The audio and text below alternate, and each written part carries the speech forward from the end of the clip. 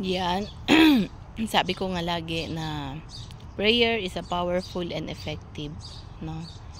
Minsan talaga parang kahit nananalangin tayo, parang ang hirap, hindi nasasagot yung panalangin natin. May instant, may hindi.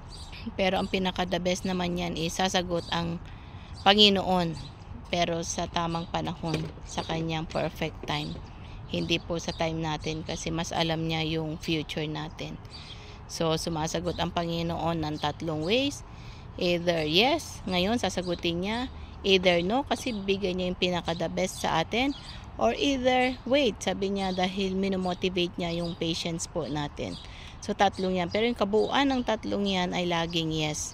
Pero hindi po yung gusto nating oras, hindi yung gusto nating panahon, kundi yung panahon ng ating Panginoon, kasi mas alam po niya lahat yung nangyayari. Mas alam niya beyond that kaysa yung sa atin. Kumbaga sa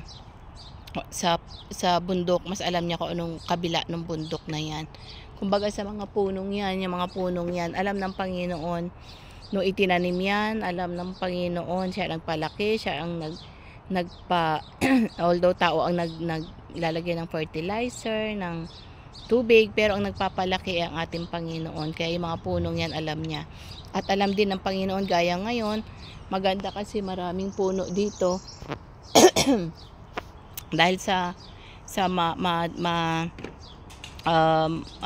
mainit, merong silungan ang mga ibon, merong silungan tayong mga tao, at nagbibigay ng oxygen, nagbibigay ng hangin sa atin, no?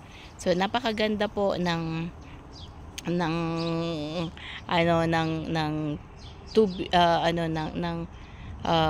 pagpapalaki ng punong yan, dahil ang lahat ay nasa Panginoon. So binibiro ako ng aking alaga. Yan, kaya nawawala tuloy yung aking mga sinasabi. Okay, so yan, dito mahilig ang mga apple sa mga bata. Yan yung pinakapagkain nila dito, pinaka merienda nila dito, no? Sa atin napakamahal, pero sana all lahat, no, may pagpapala ang mga tao, may mga maganda. Ay, it's okay, that one old na yung mga apple nila. So yan, pinagpapala, no? So napakaganda at pinagpapala sila dito, no, ng Panginoon. So yan, pinaka the best at pagpapala ng ating God. So yan, kumakain na sila ng apple is is the best apple. Ayaw mo.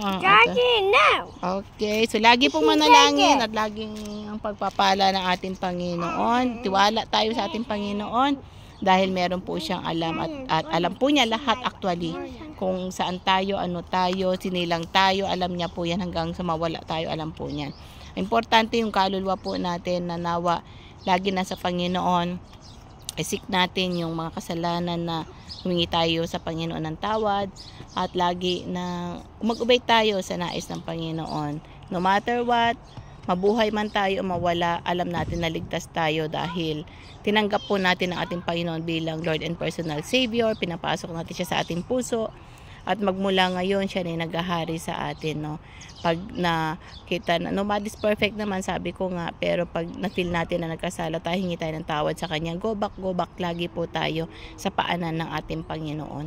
At ano man yung mga pagsubok natin, go back po tayo sa Panginoon, kasi ang promise po niya na laging sinabi, hindi tayo iwanan ni pabayaan ng Panginoon, dahil siya ay sumasa atin, kasama po natin ang ating Panginoon.